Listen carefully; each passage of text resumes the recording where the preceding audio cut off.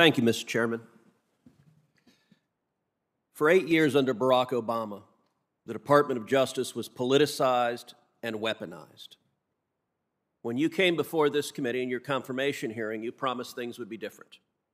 I asked you specifically, quote, will you commit to this committee that under your leadership, the Department of Justice will not target the political opponents of this administration? Here was your answer, quote, absolutely. It's totally inappropriate for the department to target any individual because of their politics or their position in a campaign. That was your promise just a few months ago. I'm sorry to say you have broken that promise. There is a difference between law and politics. And General Garland, you know the difference between law and politics. Law is based on facts. It is impartial. It is not used as a tool of political retribution. This memo was not law. This memo was politics. On Wednesday, September 29th, the National School Board Association wrote a letter to the president asking the president to use the Department of Justice to target parents that were upset at critical race theory, that were upset at mask mandates in schools, to target them as domestic terrorists. On the face of the letter was in repeated consultation with the White House, in explicit political consultation with the White House. That was on Wednesday, September 29th. 5 days later, on Monday, so right after the weekend, boom, you pop out a memo, giving them exactly what they want. Now, by the way, I understand that. In politics, that happens all the time. An important special interest wants something. Sir, yes, sir. We're going to listen to him. Let me ask you something, General Garland. In the letter, which you told the House of Representatives was the basis for this abusive memo targeting parents, how many incidents are cited in that memo? I have to look back through the memo. I can't count it. You don't know. How many of them were violent? Again, the general report. How many of them were violent? Do you know? I don't know. You don't know. And there's a reason you don't know.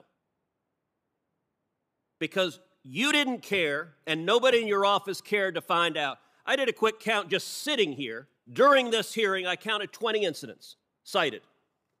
Of the 20, 15 on their face are nonviolent. They involve things like insults. They involve a Nazi salute. That's one of the examples. My God, a parent did a Nazi salute at a school board because he thought the policies were oppressive. General Garland is doing a Nazi salute at an elected official. Is that protected by the First Amendment? Yes, it is. Okay. 15 of the 20 on the face of it are not violent. They're not threats of violence. They're parents who are unhappy. Yet, miraculously, when you write a memo, the opening line of your memo, in recent months, there has been a disturbing spike in harassment, intimidation, and threats of violence. You know what? You didn't look, and nobody on your staff looked. Did you even look up the 20 instances? As I testified, the decision to send a memo is for an assessment. Did you look up the 20 instances? I did not read. Did anyone on your staff look them up? I don't know the answer, but it's not but of course you don't. And General, there's a reason. Look, you started your career as a law clerk to Justice Brennan. You've had many law clerks during the year, during your time as a judge.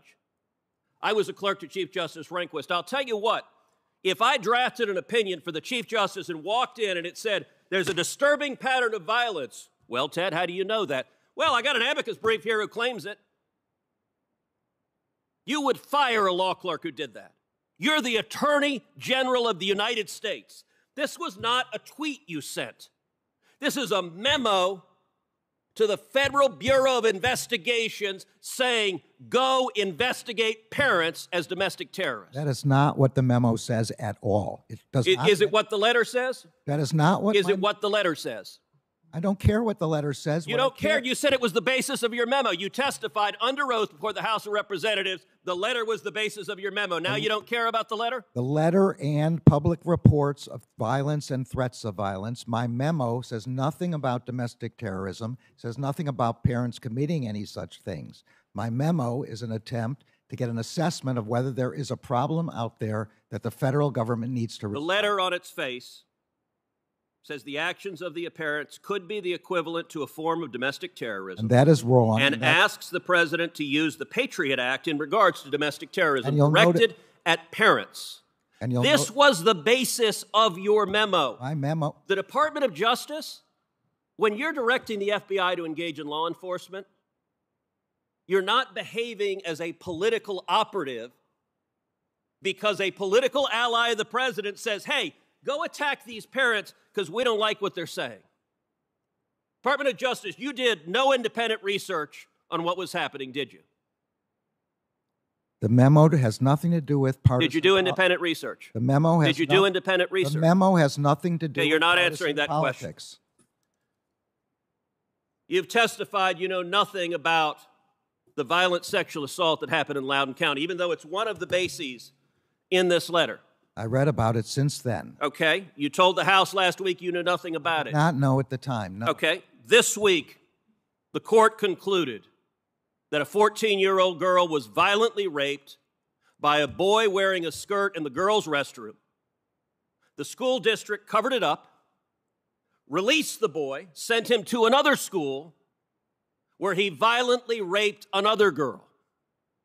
The father, who Mr. Hawley just showed you, was the father of the first girl. He was understandably, do you understand why a parent would be upset when your daughter is raped at school, the school board covers it up, and then lies to you and claims there have been no assaults, we have no instances of assaults in our bathroom, and that was a flat-out lie, as the court concluded this week. Do you understand why the parent would be upset? Absolutely, and any expressions of upset are completely protected by the First Amendment. Except you just called him a domestic terrorist. I never called him that. That's not correct. This letter calls him a domestic terrorist. You based a direction to the FBI, an official direction from the Attorney General, on this letter, and I'll tell you what, the NSBA is so embarrassed of this letter, they've apologized for it and retracted it, but you don't apparently have the same willingness to apologize and retract what you did. Let me ask you